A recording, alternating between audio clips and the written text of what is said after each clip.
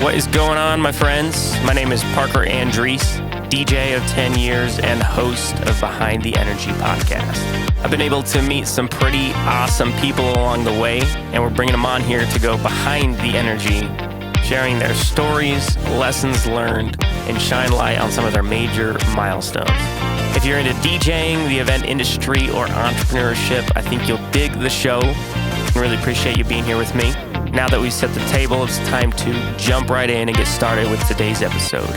Ladies and gentlemen, party people, this is episode 42, season 3 of Behind the Energy podcast, and I'm sitting on a couch with a familiar friend. What's up, Mr. Birch? Back in the studio, baby. Back, if you listen to the last episode or watched the last episode, I was in my boy Landon By The Way's brand new, spanking new studio, and it was super dope, but I felt really weird, and Nick ignored it. It's not going to happen again. We're going to season 50. We love you.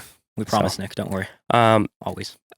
I say familiar face because Austin Birch was on episode 13 of Behind the Energy podcast. Last October? A lot has happened since then. It has indeed. I was listening to it, prepping for this, and I'm like, wow, I sound so lame, and there wasn't much direction in the conversation. It was still a great conversation, but like the podcast has grown a lot since then. It's season 1. You're kind of finding the niche, finding how you want to wrap the podcast. That's how it goes. Exactly. In terms of wrapping the podcast and where we want to be, we're going to keep it natural, but we have a few specific notes bullets of topics of things that we're going to talk about. If you're watching on YouTube, thank you so much. If you subscribed and you're watching on YouTube, that's the double whammy. I love you. Thank you. And if you're just listening, that's super dope too. We're going to jump into it. Again, Austin Birch is a homie of many years. I don't feel like I want to dig too much into just our friendship and, kind of what we already discussed in episode 13. Totally. Just to save time. I think there we go. There was a hair in my mouth, I think. I don't know what that was. Anyways, we're going to roll with it. So if you want to get more context and get more of the full circle, it is episode 13 in season 1 of Behind the Energy podcast, where we talk about Austin's story as a DJ and as an entrepreneur, and from when he first started to almost about where we're at now. Like I said, a lot happens, and it's been I mean, you literally just told me how you're selling some of your speakers that you've purchased in that time frame, built in your arsenal.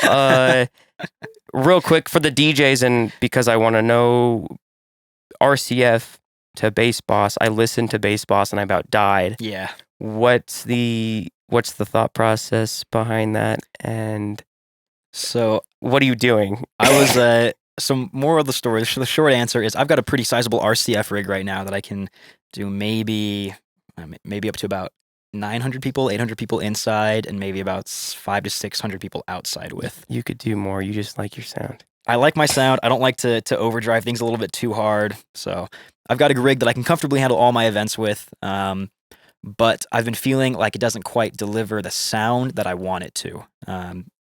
It's great quality, without a doubt. I love them, but they don't quite fit the exact sound that I'm looking for and the exact experience that I want to deliver to my clients. Because when I work for live entertainment, as well as in my own company, we're all about delivering high-impact events, as live entertainment is. That's the whole thing. And at Argus Entertainment, we're trying to kind of craft an event revolution, where we're tired of doing boring, stuffy events with mediocre quality sound. So part of that change for me, and part of delivering the experience that I envision for my clients and for myself as well, is pushing the limits of what human hearing can handle. Not in a volume sense. We're not going to be cranking it up to 140 decibels, but I want to roll up to a wedding, and I want people to feel the music, not just hear it. And I want them to be able to feel it without me pulling in, big stacks of speakers and damaging hearing, or breaking, violating city noise ordinances. We have tons of problems with that here in Utah. Yeah, knock on wood. Yeah, knock on wood. No kidding. So luckily, I have a close friend here who owns a large production company in the area, Tom, who's likely going to be purchasing lots of this RCF gear because he's an RCF guy. I love him. And I'm working on a quote right now with Bass Boss. So we're going to be packing in a big rig and a small rig. Two lines. Two separate rigs, yeah. Wow. They design all their speakers to be able to be played together. Obviously, top speakers don't always mesh properly. You can get comb filtering and other fancy audio things that sound really gross and really nasty. But their subs, at least, all play together really nicely. Everything from their huge $17,000 quad 21-inch sub all the way down to their single 15. It's called the Kraken. It's called the Kraken, monster of the deep. It is a visceral experience standing in front of one of those. So I went to a Mobile Entertainment Expo. Yes, For those of you who don't know, it's a conference for mobile DJs for a broad range of DJs, but mainly DJs that do private events. Yeah. And they have speakers. They have a huge showroom. They a lot of great networking opportunities. I was in Las Vegas this February, and Bass Boss had a huge display. They call it a demolition. Like it's a demo, but it's a demolition because they tend to knock lights out of ceiling fixtures and things like that. Yeah, like dust is coming from the ceiling. It's gnarly. Just because the vibrations. When I went in the Bass Boss room, I never had heard of them before, but B, dude, it was insane. Like how much clean punch there was. And then they gave us these flyers and they said, "Hey, we're doing a full line setup and we're showcasing our Kraken." Yeah, at this venue, beefy. Like a couple blocks from where the conference was at. You should roll through. And basically, they were just blasting music for hours for a bunch of DJs who may be interested in buying their product to come check out and experience. I had never experienced anything like it. Like I've been to a lot of concerts. Yep. Okay, maybe a show or two at the Saltaire. Yeah. But like, it was insane. Like, if you didn't have earplugs, you are going to seriously damage your ears. Yeah. And that's standing 50 or 60 yards away from it. Granted, they had multiple Krakens. Totally. And everything else lined up. So it's a lot of sound for an 80-foot by 80-foot room or whatever. Oh, it was a full venue. You could have fit, really? You could have fit probably 2,000 people in there. Woo! And it was bumping. So real quick, Austin, to come full circle on the Bass Boss, are you getting those unique ones that like are kind of like a diamond? I'm not getting the diamond ones. Do you know what I'm talking about, though? I do, yeah. They're actually called the Diamond 112. It's a coaxial speaker. Okay. And that's cool because it's basically like a 13-inch box. It's a diamond. So if you stick it on a speaker stand, it doesn't look like a normal box thing. It's a diamond. It's tilted 45 degrees or whatever. But the tweeter of the speaker is inside the woofer. They're mounted coaxially. So center of the speaker, you get the woofer and then the tweeter right in front of it. And that has a bunch of scientific benefits to it and some other things, but it basically just gives you a really small, kind of modern, cool-looking package. Or a unique package. It's a unique package. It's something that looks different. Yeah. That's not quite what I wanted. Its specs are a little bit lower than their next up model. It's just standard 12-inch speaker with a tweeter and a woofer. So I'll be getting those and probably one of their big single 21-inch subs. It's a hybrid design. I'm very excited for it. That's a conversation for a different point. Dang. And then we'll probably be getting a wedding rig as well, a pair of 15-inch subs and a pair of 9-inch tops. Something that's small, relatively lightweight, and still can rock the house. It's sorry, I literally just got the news about this before we started recording. This was maybe like 7 minutes ago or whatever. Austin has been a huge RCF dude for a while now, and to hear this is a big deal. So I love RCF. We're gonna put a pause on that point in the conversation. Stick a pin in that one. We got into some of the weeds in terms of audio. Now we're gonna go transition over to DJing itself. Yeah, baby. A few things that I want to talk about is finding your style as a DJ. Austin helped me create some of these topics. Yes. What do you want to talk about that excites you, brings value, and hopefully y'all enjoy as well. Finding your style as a DJ, the power of social media as an entrepreneur and as a DJ. And then I'm going to preface this last one. You didn't share it with me, but a crazy story from DJing over the years, like a particular event, like something that something that you're like, oh my God, what just happened? Or like, how did we do this? Or something like that. So be thinking about that Okay. while we talk for the next 20 minutes. Totally. We're going to start out with finding your style as a DJ. Yeah. Austin, you got your first controller when? 2015, 2016? 2015, 2016. No, actually, it was earlier than that. It was probably like 2014. 2014, Yeah. Newmark Yeah. Mix Track Pro. Yeah, baby. Mm-hmm. 139 bucks on Amazon. And you can be a DJ just like that with a swipe of your credit card or a tap of your phone. Join the crew. Oh, I'm sure you can sense the sarcasm through the audio waves. All right, Austin. So I have a few questions, particularly about finding your style as a DJ, my man. Sweet. I think every person's response and story to this is going to be different based on their experience. And there's a lot of different kinds of DJs, obviously. Totally, yeah. But and also you have been a musician for many years prior to DJing as well. Yeah. So I think this is going to be even more unique. When you started DJing, did you start to consider what style, what kind of energy, what kind of feel you wanted to portray to guests or even potential clients? So I think I really started thinking about that not early on, in all honesty. I think early on as a DJ, I was kind of just along for the ride, just figuring out through trial and error, what crowds liked and what songs were popping off. Learning about songs that I hadn't even heard before. I mean, to this day, my girlfriend still introduces me to all sorts of music that I had never heard before. Shouts out Sammy one time. Yeah, shout out Sammy one time. Where you at? So I think early on, I was just kind of figuring out what crowds liked. Okay. Not super focusing on what I wanted to play or at remixes that I really enjoyed, but just trying to figure out through trial and error, what the crowd was going to bump to. What was going to get high school kids singing, what was going to get, middle-aged moms going through a midlife crisis dancing, stuff like that. And it's a real thing. This is Utah we're talking about, man. You just reminded me of a story. I'm going to put a pin in that. Stick a pin in that one. So you weren't thinking about this very early on. It was more being able to understand what most of the crowds were wanting. Definitely. And catering to that. Yep. Okay. So I think I really started kind of honing in on my style and who I wanted to be as a DJ and what I wanted to portray to my clients and future clients for that matter. I think I really started thinking about that about a year and a half ago, about the time that I got back from the mission field, still in the middle of COVID, and I'm really starting to grow my own company as well as do more and more events with the live entertainment. I guess as a quick preface, 2021, my first quote unquote full year in business, being back from the mission field, I wasn't expecting to grow the company a ton. I was expecting to maybe DJ 10, 15 events or so. And we ended up closing out the year total, both with my own company and counting events that I did with Alive Entertainment. I think I did 52 events total.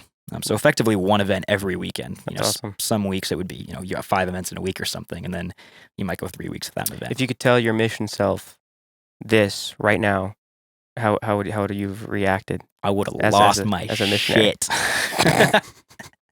But I would have lost my mind, honestly. Okay. Sorry, Austin. No, you good. I had to. Yeah, so I think once I realized that DJing was going to go a little farther and was growing a little more than I expected it to, I think that's when I started actually taking the time to figure out what music I enjoyed and what my style was. I had some help from friends, from other people who kind of helped me figure out what I enjoyed and said, you seem to be really happy when you're playing this type of music as compared to this type of music. I want to dig deeper there. Like, was there a particular inspiration, a person, or maybe even another brand or another company? Definitely, yeah. So early on, my man Cam Reeve, shout out Reeve Entertainment, he's a homie. Hey, it's Cameron's birthday tomorrow. I know this isn't coming out for quite a few weeks. It is his birthday. But happy almost freaking birthday, Cameron. I love you. The man, the myth, the legend. Sorry. Continue. He's awesome. We all love Cam. So Cameron, where are we going with that? So when I first got back, he was one of the guys that I kind of linked up with right off the bat. And then as I got more and more and more back into DJing, I think I found more and more artists that fit the vibe that I wanted. I mean, Parker and I both share a huge love for for Tech House for James Hype. We got to see him here in concert a couple of weeks ago, almost about a month ago now. Yeah, barely. Yeah, we did. Yeah, we saw him. And so I think, hey, shouts out Madness one time. Shout out DJ Madness, where you at, boy? And so I think just the experience of working with Cam early on, and then just playing a wide variety of events in the last 14, 18 months or whatever, has just exposed me to what I like. Has exposed me to a lot of different options, and from then I can kind of pick and pull what I enjoy doing.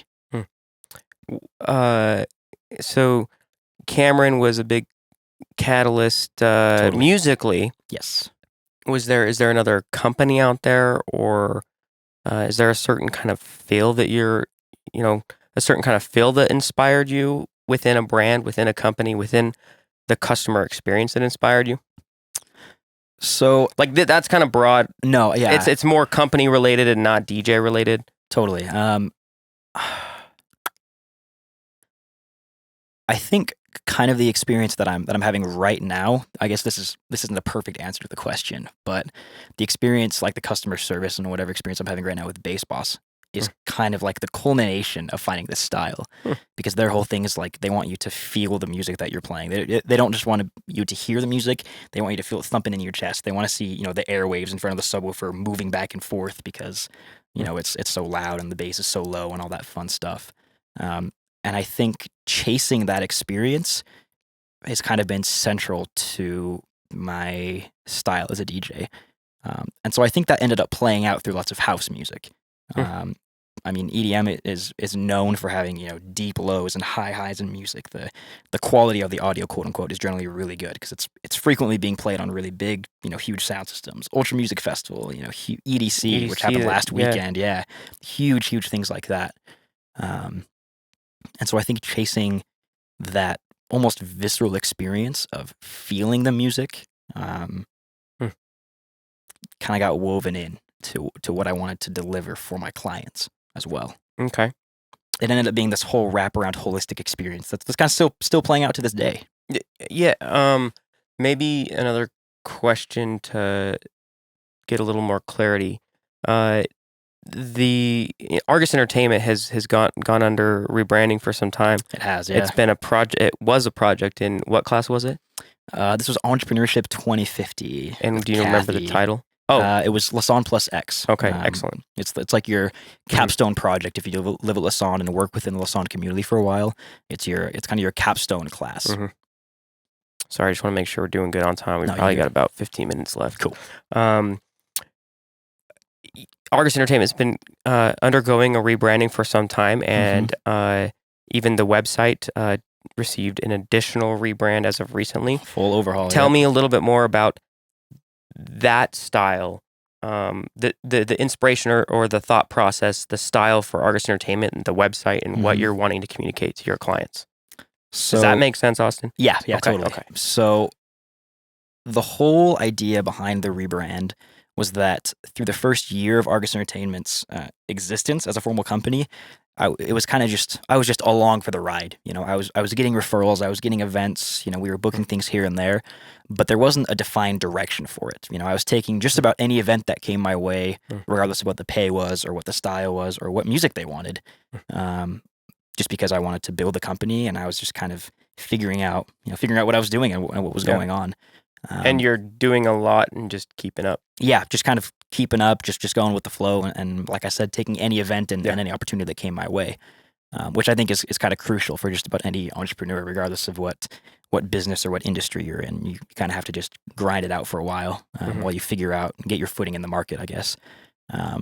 So the idea behind the rebrand came from a conversation that I had with Parker, with another one of the Alive Entertainment DJs, Dev, maybe back in like November, December of last year. Was it at a meeting we had? It was, yeah. So we have like Alive Entertainment meetings about once a month or so, where we all just kind of meet up. We talk shop, we talk about upcoming events. We play some music, we get some food, listen to some bangers. We blow out, Parker's dad's Papa Andriese sound system in their home theater. It's great. It's the life. What was the conversation? The conversation was we were all kind of talking about going into the next year and the next season of our individual companies and live entertainment. And we were all talking about how we wanted to do more of the events, or we were all talking about what events we wanted to do more of. I think we all kind of had this general consensus that we were all ready to stop taking any event that came our way, and we were ready to start defining what events we wanted to do. We were ready to each craft and culminate an individual and collective brand image that we would then push to clients. Because I mean, it's the rule of business. You attract what you put out. That's a rule of life, I guess. You attract what you put out into the world. And so I started by defining what I wanted to take in, and what I want. The events that I want to do are high energy events where people are ready to party. They're ready to celebrate for whatever reason, whether it's a wedding, whether it's, it's a school dance, whether it's a corporate event, whatever it is. I want to do events where people are ready to party. They're ready to throw down. They're ready to have the time of their lives, have a lot of drinks, get swifty, and have some fun and celebrate for whatever reason. I feel like for someone who's just listening right now, who is maybe not be in the entertainment industry at all, they might just assume that that's generally like what happens at parties where there's DJs. But that's not the case. That's very true. That's not the case. It's very dependent on, like, say weddings. So we do a lot of weddings. Totally, okay? yeah. It's very dependent on who the couple is, what they're interested in. I've DJ'd weddings where the couple didn't dance at all, and didn't dance much, but they wanted to have that for their guests. Totally, yeah. And there could be a range from like the guests and the wedding party was crushing it to like a few were dancing, and that was more than perfect for them. Yeah, totally. That was more than perfect for them. Me as a DJ, it took me a long time to realize that my expectations of a successful event are very different from the couples. Definitely, yeah. I'm going into a wormhole now, Austin, but jumping back to your point, designing the brand around the kinds of events, the feel, the experience that you want to do more of. Yep. Okay. So we started by defining the events that I wanted to do, what those events looked like, what they sounded like, what they felt like. I mean, even at one point, I was thinking about the events that I wanted to do and what I wanted them to smell like. That's how holistic the depth. I wanted to know exact details of what my dream event would look like to DJ. Whether that was a wedding or it was a school dance or whatever the venue was, I guess, whatever the type of event. And then I did a little bit of market research, and I figured out what those clients typically look like. What are common characteristics that these clients have? And honestly, that was a little hard to do. Market research is tedious at best, and so it was kind of hard to find, characteristics that different groups of people share when the idea is as vague as I want people who are ready to party. That's kind of a vague idea sometimes. It's hard to show that. It's hard to characterize that, and find personality traits that amongst people in market research. It's just tough to do. So stepping past that, I looked at what I wanted to appear as, like visually, and that's where I think I really nailed down what the rebranding was going to look like. So I mentioned earlier, I'm a huge tech house fan. James Hype, Madness, stuff like that. Those are some just like it's my favorite style of music. When I roll up to a high school event, I'm finding tech house remixes of Shakira and Lil Jon and Kesha and whatever else. That's what I enjoy playing during peak hour. And one of tech house's biggest calling cards, like a way you can categorize a track as tech house, is that it's minimal. There's not a lot of extra drums. There's not a lot of extra synth pieces. It's not a big orchestral track where there's 80 parts going on. There's like 6 or 7. It's very minimal. It's very clean. Some people might say a little understated, but it's very, very stripped down. And so that's what I went to do with the website and with the branding. I stripped it back. I took away lots of the fluff. I took away lots of the text on the website. I took away some of the branding elements that I'd thrown into the mix just because I thought I needed them, because I saw other people doing them. And I stripped everything back to its very core. We even stripped back the color palette. We were rocking with like a gold color palette at one point. Now we've got black, or a shade of white, and like a specific gradient that we have. And that's the only brand colors we have. So I took everything that Argus Entertainment was originally. I pulled out the pieces that I wanted and then stripped out everything else. Because in my music style, I want to be minimal. I want to, be a little flashy, a little showy here and there, but we want to be clean. We want to be almost analytical. That's kind of a weird way to say that, but very, very technically sound. In our presentation, I'm trying to be very clean and very minimal. That's part of the move for this. Part of the reason for this Bass Boss move is it allows me to present myself in a cleaner, more efficient, more streamlined way. Visually and aesthetically at events. And of course the website, got stripped down to be more clean, more minimal. I took a lot of pages out of Apple's design handbook. Apple actually has like a book that you can buy that's all about the design of their products. And so, you bought it and read it? Yeah, so I went through that. I read through that, got tips from there. Got tips from lots of like Silicon Valley startup websites. I would just trawl through websites that friends gave me and take ideas from there. If a DJ who has been DJing for a while is listening, but they want to have this rebrand and identify themselves a little bit more so they can work with their ideal client more frequently, what would one tip be? I mean, you've given multiple, and like I'm picking up on multiple, even though you're not explicitly sharing them. What would one tip be that you'd like to share with them? Define who your clients are. Okay. Define who you want to play to, not who you're currently doing it, unless those two match up, but define what style of events you want to be doing. Because when your expectations for an event, or when your vision of a successful event lines up with your client's vision of a successful event, that's when magic happens. Say that one more time. When your visions of a successful event lines up with your clients. Yep. Because lots of times as DJs, we kind of bend our styles a little bit. We have our core style of what we enjoy, and then we bend that and we tweak that to exactly what the client is looking for. I roll up to a high school event, and unfortunately, even though I wish I could, I can't play 3.5 hours of tech house at a high school event. Bro, I'm not opposed. When I first started DJing high school dances for 2 years, you could play a third of the night, nothing but EDM. I used to play Dioro and Steve Aoki and Donna Life and Skrillex, bro. I wish. Like back to back. Alesso. I'm not joking, bro. I wish, man. It's a different time, man. It's a different time now. I did Alta, bro. I got some videos of that stuff. I wish. I even remember doing that when I was DJing like 2017, 2018. I would roll up to like Green Canyon, or I remember doing I think it was an Alta event in 2017. Yeah, you did it was, it was like an outdoor event or something, an outdoor kind of bash party. And I probably played a solid hour or so of house music.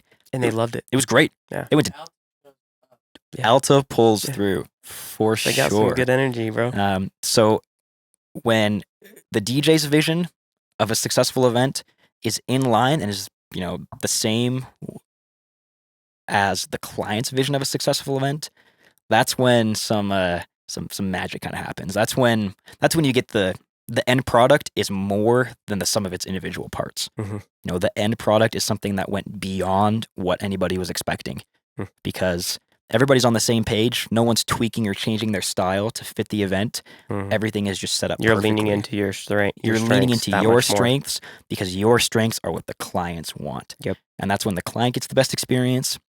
And that's when the DJ does their best work. So if you want to always be putting your best foot forward, focus on your dream clients, seek them out, do what you have to do to be able to attract them with your marketing, with your branding, with your styling, the mashups that you're putting online, all of that.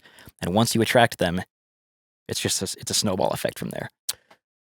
If one of those potential clients or couples is listening right now, absolutely, but they don't know where to go, actually they will know where to go, because all of it's going to be in the description of this podcast episode. Absolutely, both where you're streaming and on YouTube.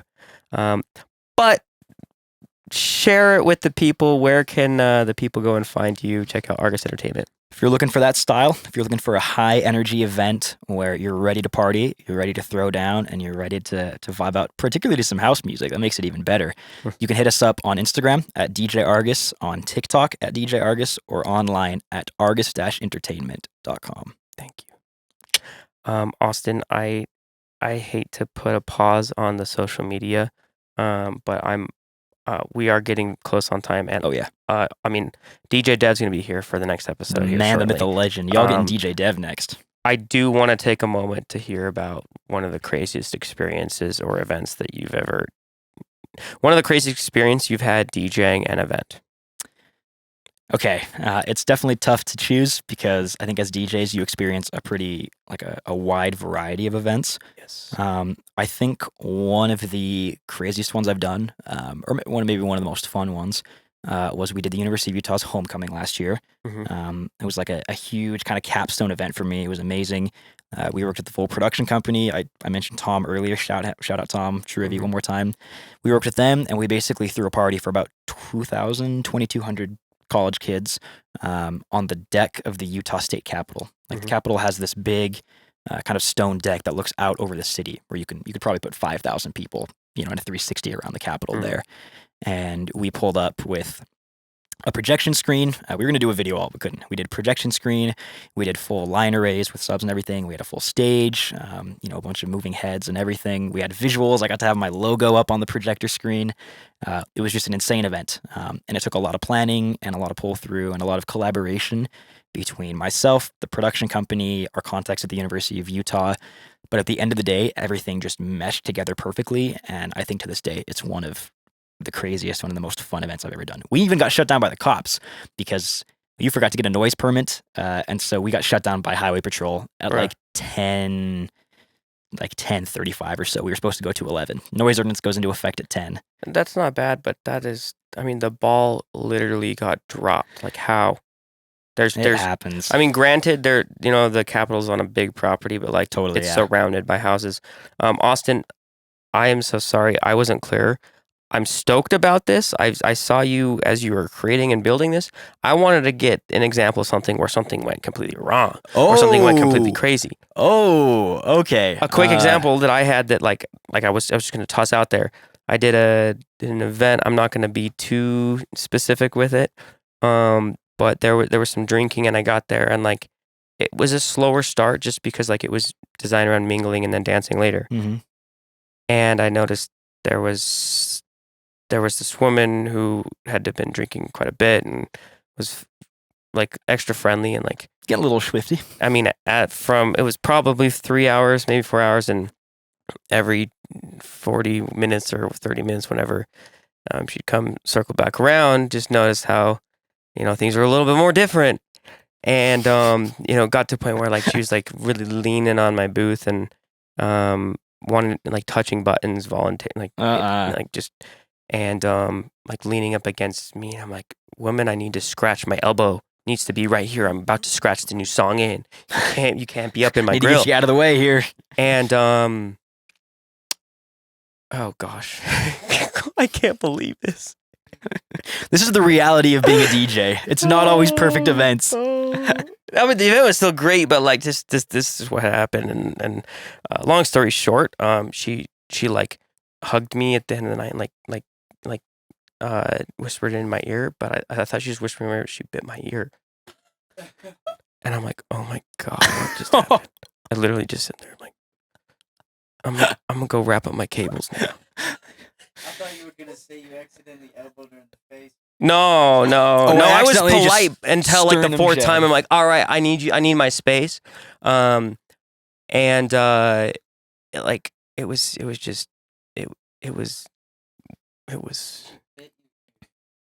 like yeah, like very very like very she was provocatively. Yes, that's a good word to use. That's my watch telling me to wrap up. So yeah, that was one example of something that just came to my mind. Do you have anything somewhat of that nature real quick? We got like 2 minutes. 2 minutes. Okay. I was doing a high school event for an unnamed high school up in Logan. It was That's a small place there, brother. There's like 8 high schools or like 6 high schools up there. There's big. There's like there are a lot more high schools up in the Cache Valley area than you would think. There's like 6 or 7 high schools up there. It's a huge market for high school dances. Anyways, sorry. Your reaction made me laugh. Please continue. Anyways, so I was doing an event for a high school in Logan, maybe 2017 or so. Like late 2017, and 2 things happened. 2, like a double whammy event. It was horrible. Number 1, I was using these big 3-way speakers. You know, the huge like 85-pound speakers. Were they mine? No, they were not. Okay. This was not a live entertainment event. So we were using these big speakers, and they were sitting on top of the subwoofers. And normally, what we would do in that case is we would take some toe straps, like some ratchet straps, this is going. Yeah, and we would ratchet the speakers down because that's how you keep them together. Because subwoofers make speakers vibrate around. DJs, buckle up. Yeah, DJs, buckle up. You're not going to enjoy this. You're not going to enjoy the second part either. So we ratcheted one side, and then the DJ that I was working with at the time had to leave to go do something else. He was going to another event or working something else. So he heads off a different direction, and I start doing lighting and programming the moving heads and other stuff, and I forgot to ratchet the other speaker down on the other side. So we get maybe like an hour and 45 minutes in the dance or so. We're bumping. It's like peak hour. We've got like probably 600 kids there, and the speaker vibrates right to the edge of the subs, and then whoom, right off the front of the subs, and it's stacked during the song too. It was the middle of Die Young by Kesha, right in the middle of the drop. It's a banger, no wonder. It's a banger. I didn't know what to do. Shout out all the Kesha fans. I was like 17 at the time, and I had just had an 85-pound speaker fall off the front of a sub. You know, and these two, there's 2 subs stacked up, so it's probably the base of this 85-pound speaker was probably 4 feet in the air or so. Yeah. Like that's enough weight and enough power to seriously injure, if not kill somebody. Like that's a very dangerous thing that can happen. So I kind of went into panic mode and freaked out a little bit. It had like ripped out a cable, and so there was like an end of an XLR cable that was stuck in the speaker, and there was like a dangling speaker wire, you know, hanging behind the subwoofer now. So I had to work with one of the chaperones or advisors and get that speaker back up, plug it in, and then grab a ratchet strap from the bag, ratchet it back down, all while playing a Spotify playlist that I think I called High School Bangers, which was like my backup Spotify playlist if something ever went wrong. Please, DJs, does it have a little fire emoji? Yeah. Yeah. And a fire emoji and then like a rocket spaceship emoji. Yeah. DJs, if you don't have a backup playlist, get one. Okay. 45 minutes later, I'm strobing the lights. We're in the middle of another big drop. Everything's going well. We've kind of like gotten back into the groove, and a girl has a seizure in the middle of the dance floor. This girl had done this multiple times before. She would roll up to high school events for her high school and other high schools in the area, and would not take her epilepsy medication that day. And so she rolled up to this event and had a seizure in the middle of the dance floor. And so we had to shut down the event early. We had to bring paramedics in on the scene. Luckily, she was okay. She survived. She was okay at the end of the night. But we had to, of course, cut the dance, and it was terrifying as a DJ because I don't know if I had caused that or if I had been liable or anything like that. Yeah. It was. And you said you're 17? I was 17 at the time. Yeah. Dude. Yeah. I'm like a high schooler, like 2.5 hours away from home. I got to go drive 2 hours home at the end of the night. Like, Mom, you can get me. Mom, someone just had a seizure. What do I do? Yeah, so that was probably that takes the cake for like probably the sketchiest event I've ever done, like the worst event. What a great note to end on. On that note, DJs, don't make the same mistakes that I have.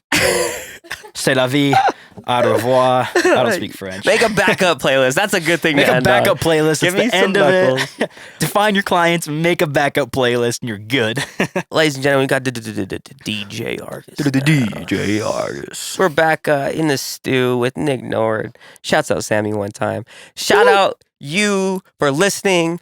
It's probably a Monday because these drop on Monday. So thank you for being with us on this beautiful Monday. We'll catch you next week for episode 33 of Behind the Energy podcast. We out of here. No, not 33, 43. 43. This is going to be 42. Dang, we got 43 coming next week. Yeah, 40. Thank you. Is that going to be DJ Dev? Thank you, DJ. Yeah, we got DJ Dev next week. You keep it locked and subscribe. We'll keep it low with some stupid and hopefully fun conversation. That's it. Peace. That is a wrap. Thank you for listening and going behind the energy with me. If you loved it, thumbs up it. You can follow me on social media at Parker Andriese and check us all out at bringingtheenergy.com. As for now, we are signing off, and I'll catch you next week for another episode. Peace.